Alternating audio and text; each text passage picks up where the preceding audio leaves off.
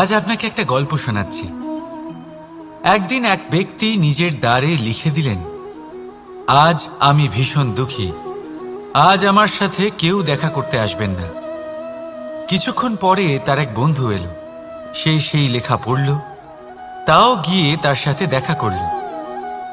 সে বলল, আমি লেখাপড়া জানি না, কিন্তু আমার বন্ধুর মনের এই বেদনা, এটা আমাকে সবসময় ডাক দেয়। এরাই হলো আসল বন্ধু।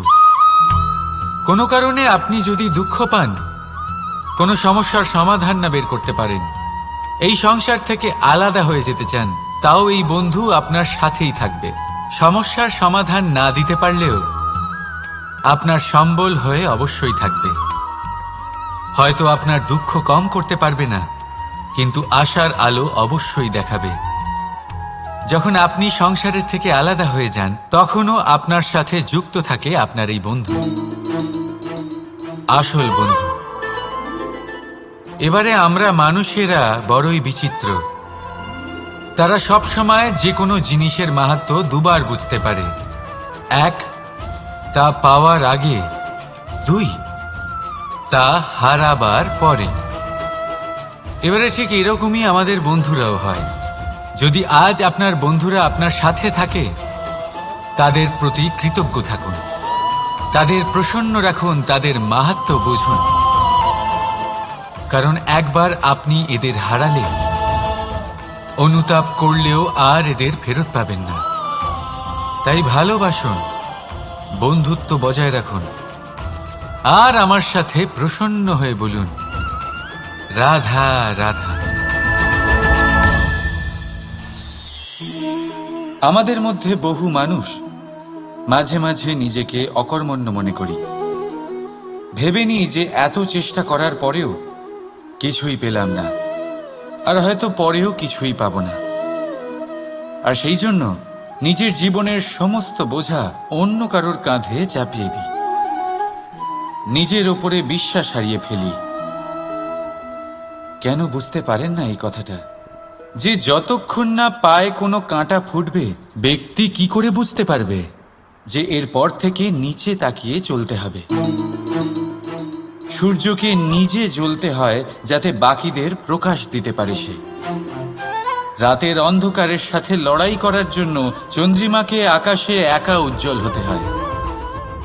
নদী নিজের যাত্রা কি করে করে, নিজের পথ কি করে নির্মাণ করে? সে পাথরের সাথে লড়াই করে তা বানায়। যদি স্বয়ং আপনি নিজের সাহায্য করতে অক্ষম হন, তাহলে নিশ্চিতভাবে আপনার এই জীবন ব্যর্থ হয়ে যাবে। তাই মনে রাখবেন, এই সংসারে নিজের জীবনের ভার নিজের কাঁধেই বহন করতে হয়।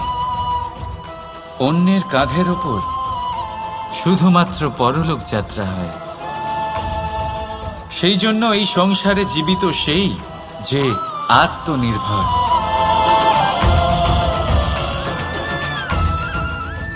রাধা রাধা। সময়, কথায় বলে সময়ের পূর্বে কিছুই হয় না।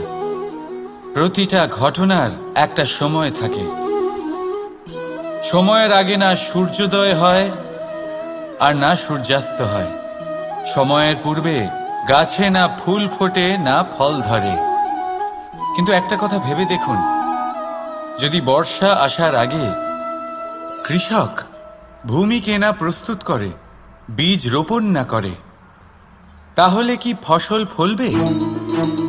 যদি কোনো যোদ্ধা যুদ্ধের পূর্বে নিজের অস্ত্রে ধার না দেয়, তাহলে সে যুদ্ধ কি করে লড়বে?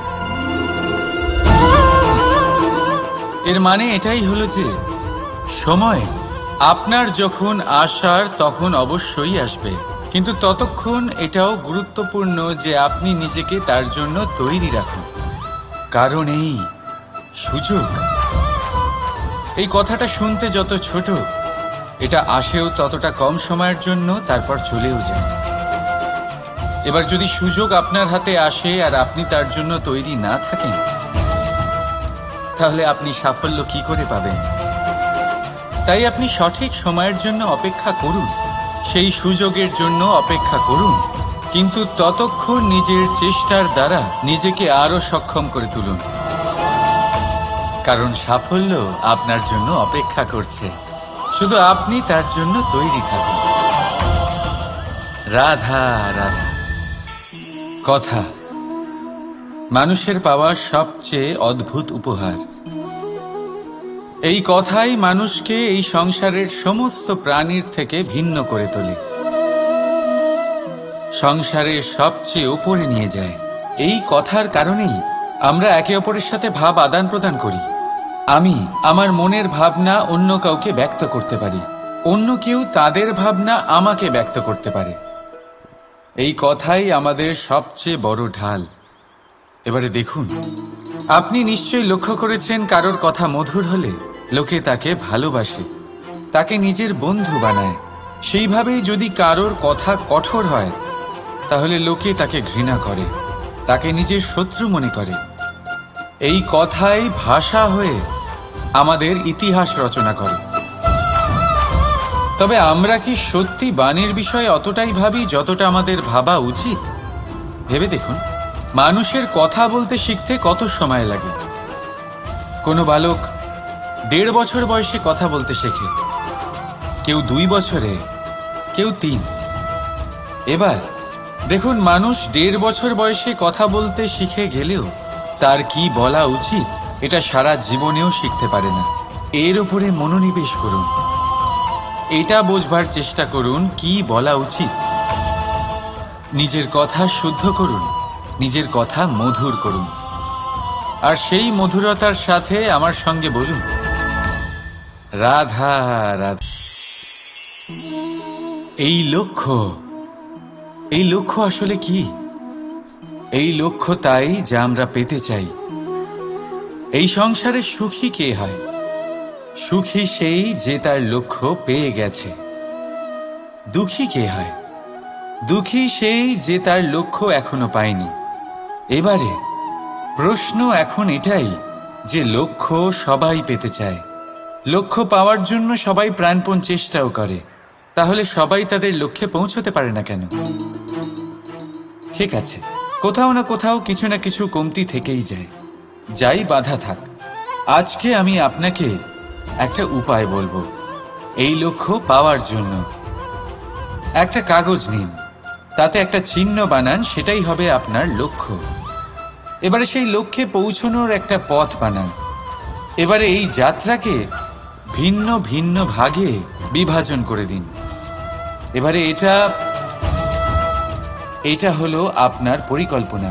এবার এই পরিকল্পনা ক্রমানুসারে আপনি পালন করতে থাকুন, এটাই হবে আপনার চেষ্টা।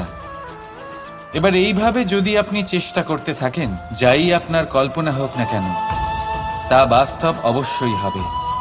তাহলে এই কল্পনাকে বাস্তবে রূপান্তরিত করুন।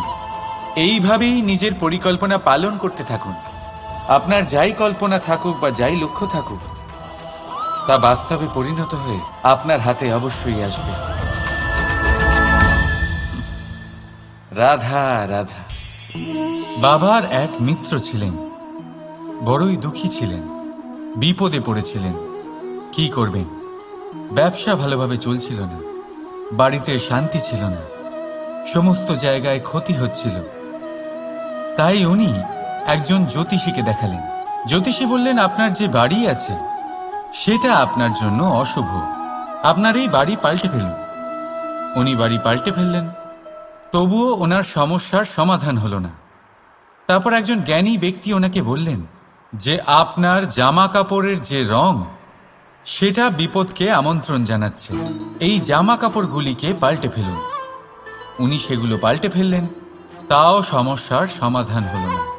আবার একজন জ্ঞানী ব্যক্তি বললেন যে আপনার আশেপাশে যে মানুষজন রয়েছে, তারা এটা চায় না যে আপনি সফল হন, তারা আপনার ক্ষতি চায়, তাদের সাথে সমস্ত সম্পর্ক ভেঙে ফেলুন। তো উনি সম্পর্ক ভেঙে ফেললেন, কিন্তু তাতেও ওনার জীবনে কোনো পরিবর্তন এলো না। তার মানে তিনি বাড়ি পাল্টালেন, জামা কাপড় পাল্টালেন, সম্পর্ক পাল্টালেন, যেটা পাল্টালেন না তা হলো স্বভাব। এই যে স্বভাব, এটা অত্যন্ত গুরুত্বপূর্ণ। এই স্বভাবই আপনার ব্যক্তিত্ব তৈরি করে। তাই নিজের স্বভাব শুধরে ফেলুন, তাতে ভালো পরিবর্তন আনুন, সব কিছু ভালোই হবে। রাধা রাধা। ক্রোধ। লোকে বলে যে এই ক্রোধ পাপেরই মূল, কিন্তু সত্যি কি এই ক্রোধ পাপের মূল? একটু ভেবে দেখুন, এই ক্রোধ বাস্তবে আসলে কি? এই ক্রোধ একটা অনুভূতি যা আপনার মধ্যে হঠাৎই অসীমিত তেজ সঞ্চালন করে। এবারে আমি আপনাকে কিছু উদাহরণ দিচ্ছি যাতে আপনি বুঝতে পারেন যে ক্রোধ আপনার জন্য ভালো কি না। যদি কারোর সাথে অন্যায় হয় আর এটা দেখে আপনার ক্রোধ হয়, আর এই ক্রোধ আপনাকে তার সাহায্য করতে প্রেরণা যোগায়, তাহলে এই ক্রোধ অবশ্যই ভালো। যদি কোথাও আপনি দেখেন যে কোনো নারীর উপরে অত্যাচার হচ্ছে আর সেটা দেখে আপনার ক্রোধ হয়, আর এই ক্রোধ আপনাকে তার সাহায্য করতে সাহস যোগায়, তাহলে এই ক্রোধ অবশ্যই ভালো। যদি এই সংসারে কোথাও আপনি কোনো অনৈতিক কাজ বা ছলনা দেখেন আর আপনার তাতে ক্রোধ না হয়, কিছুই অনুভব করেন না, তাহলে এটা কাপুরুষতা। তার মানে এটাই যে আপনি আপনার মনুষ্যত্ব হারিয়ে ফেলেছেন। তাই এটা বোঝার চেষ্টা করুন, আপনার ক্রোধের তেজের ব্যবহারের ওপরে নির্ভরশীল হলো এই ক্রোধ আপনার জন্য পাপের সমান, নাকি এই ক্রোধ আপনার জন্য পুণ্যের স্থাপক। রাধা রাধা। মোহ। শাস্ত্রে লেখা আছে যে মোহ শুধু সেই ব্যক্তিকেই নয়, বরং সেই আরেক ব্যক্তিকেও বিনাশ করে দেয় যার ওপরে সেই মোহ আছে। এবারে লোকে কি করেন, এই শাস্ত্রে লেখা কথাগুলি শুধু শাব্দিক অর্থে নেন। এই মোহ দেখুন, এটা শুভও হতে পারে, শুধু এর রূপ ভিন্ন ভিন্ন হয়। এটা ভালো করে বুঝতে হবে। এবারে মোহ যদি কোনো বস্তুর উপরে থাকে তাহলে তা লালসা হয়ে যায়। মোহ কোনো বিশেষ ব্যক্তির উপরে হয়ে গেলে তা প্রেম নয়, আকর্ষণ হয়ে যায়। মোহ কোনো চাহিদার উপরে হয়ে গেলে তা বাসনা হয়ে যায়। মোহ বিজয়ের উপরে হয়ে গেলে তা কুণ্ঠা হয়ে যায়। মোহ নিজের সংস্কৃতির উপরে হলে আপনাকে সংস্কৃতির রক্ষক বানায়। যদি এই মোহ নিজের গুণের উপরে হয়, তাহলে সেই শিল্প দ্বারা আপনি এই সংসারে অদ্ভুত সব কাজ করতে পারবেন। এবারে এটা আপনার উপরে নির্ভরশীল যে এই মোহকে আপনি সৃজনের আধার বানাতে চাইবেন নাকি বিনাশের অস্ত্র বানাতে চাইবেন। ভেবে দেখুন, সিদ্ধান্ত আপনার। রাধা রাধা। অভিমান, আত্মসম্মান, অহংকার। দেখতে গেলে এই তিনটি শব্দ ভিন্ন ভিন্ন, কিন্তু এর মূল আধার একই, আত্মসম্মান। এবার যদি কথা বলি আপনার শরীরের, আপনার সংস্কৃতির, আপনার সম্পর্কের, তাহলে অভিমান থাকা স্বাভাবিক। এবার যদি কথা বলি আপনার ব্যক্তিত্ব নিয়ে, আপনার আদর্শ নিয়ে, আপনার বিচারধারা নিয়ে, তাহলে আত্মসম্মান হলো একটা গুণ। যদি এইভাবে বলা হয় যে আমি এই কার্য কারোর সাহায্য ছাড়া, সহযোগিতা ছাড়াও করতে পারি, তাহলে এটা আত্মসম্মান, আর এটা সঠিক। যদি এভাবে বলা হয় যে আমি এই কার্য কারোর সাহায্য ছাড়াই বা কারোর সহযোগিতা ছাড়াই করে ফেলেছি, তাহলে এটা অভিমান, এটাও সঠিক। কিন্তু এই কার্য শুধুমাত্র আমিই করতে পারি আর কেউ নয়, এটা অহংকার। তাহলে এই শব্দ এবং তার অর্থ বোঝার চেষ্টা করুন। জীবন ধারণের এক নতুন পথ খুঁজে পাবেন। রাধা রাধা। সংসারে প্রত্যেক ব্যক্তি কোনো না কোনো রূপে ঈশ্বরকে মানে। কেউ মূর্তি রূপে, তো কেউ তত্ত্ব রূপে, কেউ ভাবনা রূপে, আবার কেউ স্বভাব রূপে। কেউ নিজের মধ্যে পরমাত্মা খোঁজে, আবার কেউ অন্যের মধ্যে। কারোর কাছে জ্ঞানই পরমাত্মা। সংসারে প্রত্যেক মানুষই কোনো না কোনো রূপে তার ঈশ্বরকে পেয়েই যান। কিন্তু একটা কথা বলবো, ঈশ্বর প্রথমেই নিজের একটা স্বরূপ পৃথিবীতে আপনার কাছে পাঠিয়ে দিয়েছেন। সেই স্বরূপ হলো আপনার মাতা, আপনার মা। সেই মা যিনি আপনাকে জন্ম দিয়েছেন, আপনাকে বাঁচতে শিখিয়েছেন, আপনাকে সংস্কার দিয়েছেন। যদি আপনি কখনো কোনো অনুচিত পথে অগ্রসর হয়েছেন, তখন তিরস্কার করে আপনাকে সঠিক পথে এনেছেন। যদি আপনি এই সংসারে অসফল হয়েছেন, তখন তার আঁচলের উষ্ণতা দিয়ে আপনাকে আশ্বাস জুগিয়েছেন। সেই সমস্ত কাজ করেন এই মা, যা ঈশ্বরও করেন। সেই জন্য মনে রাখবেন যে এই সংসারে আপনার সবচেয়ে প্রথম ঈশ্বর যদি কেউ থাকে, তাহলে তা আপনার মা। প্রত্যেক প্রতিমাতে ঈশ্বর নাই থাকতে পারে, কিন্তু প্রত্যেক মায়ের মধ্যে ঈশ্বর অবশ্যই থাকে। রাধা রাধা। আপনি নিশ্চয়ই দেখে থাকবেন যে প্রদীপের নিচে অন্ধকার থাকে। যে প্রদীপ সংসারকে আলোকিত করে, সেই প্রদীপের নিচেই অন্ধকার। এবারে অনেক মানুষ আছে যারা এই বিষয়টা এইভাবে দেখে যে ব্যক্তি নিজের সমস্যার সমাধান করতে পারে না, আর গোটা সংসারকে উপদেশ দেয়। কিন্তু এইটা দেখার আরো একটা দৃষ্টিভঙ্গি আছে, আর সেটা হচ্ছে যে স্বয়ং জ্বলে সংসারকে আলোকিত শুধু সেই করতে পারে যা রাধার বড়ই শীতল হয়। এই সংসারের পথপ্রদর্শক সেই হতে পারে, এই সংসারকে দিশা সেই দেখাতে পারে যার মধ্যে সন্তোষ আর ধৈর্য শক্তি আছে।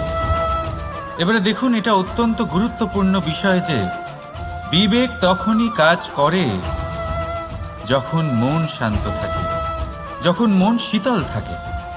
তাই যদি আপনি এই জীবনে কোনো বড় কর্ম করতে চান, তাহলে সর্বপ্রথম আপনার এই মনকে, এই বিবেককে, এই হৃদয়কে, এই আধারকে, এই ভূমিকে শীতল রাখতে শিখুন।